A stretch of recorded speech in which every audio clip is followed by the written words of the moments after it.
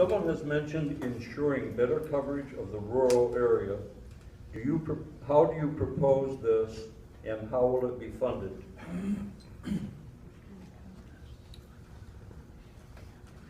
I think I mentioned earlier the reality of the budget of the county. Being your undersheriff for the last 10 years, I've worked with the commissioners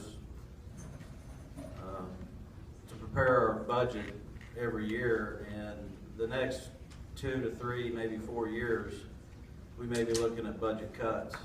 So what are we going to do that's not going to cost us any money to make sure that we're covered? One of the ideas is to form a citizen patrol, have an academy. Anybody that wants to join, we can train them just on your basic law enforcement skills. I think the city of Ponca City has a Extra Eyes program, and if anybody's aware of that, it's kind of what I'm talking about. I think that would be a good idea to get started. And also at the Sheriff's Department, we have 7 CLEAT instructors, and 2 of those being reserve coordinators. We've held a couple of reserve academies at the Sheriff's Department, and I want to continue that and get some more reserves with our department. The reserves are very important. They've done a lot for us. It does not cost the department any money other than the fuel for the car they drive and the upkeep. Those are just two ways that we can help patrol this county without costing us a bunch of money. Thank you.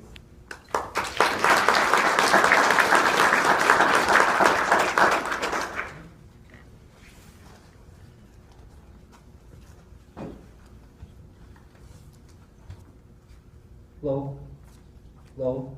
Could you repeat the question? Could you repeat the question? Sure. The question was, someone has mentioned ensuring better coverage of the rural area. How do you propose this, and how will it be funded?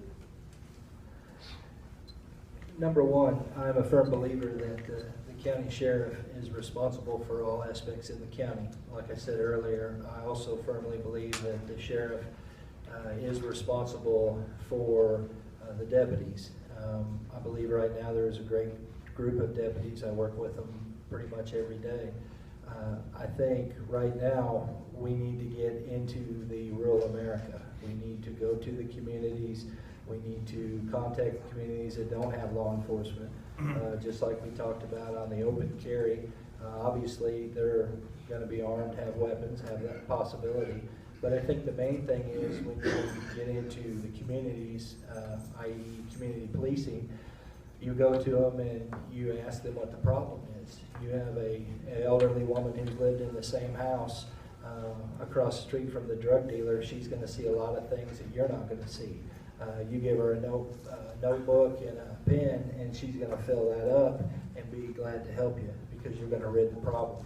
So I think as far as patrol, if you have a deputy that is in the community, a rural community with no law enforcement, or just Peckham Road or State Line Road, wherever the case, that gets involved with these people and stops and talks to them, and not once a year, but on a regular basis, whether it be assigned areas. I don't know if that would be the issue, but it would be something to look at. But you're involved with them, and then that makes a difference. As far as how it's funded, obviously if you have community involvement and they have a vested interest in correcting the problem, it doesn't cost any money. They're willing to help you to correct the problem and make it go away because it's going to benefit them. And that's, to me, that's a win-win for everybody and no cost to the county.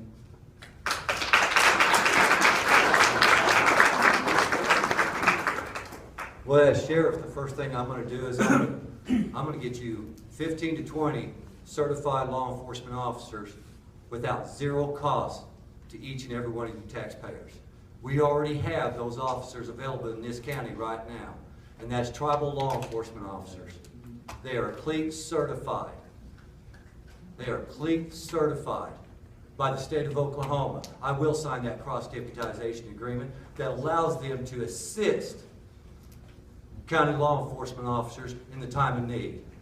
If we are covered and out at calls and we need an deputy to respond, we will ask for that assistance from them. Now let me also say, whether or not you agree with me or not, there is a House bill that had just been passed by the House and the Senate. It's bill number 2319. That is allowing tribal law enforcement officers that are police certified to enforce state laws now on restricted land. I'm going to go one step further than that and allow them to assist us with no cost to you. So that way, we are covering all areas of the county. And by working together, and there's another source of funds that is available to the Sheriff's Department by cooperating together. You can go after the same funds from the federal government. And that's what we need to do. And that is exactly what we're going to do.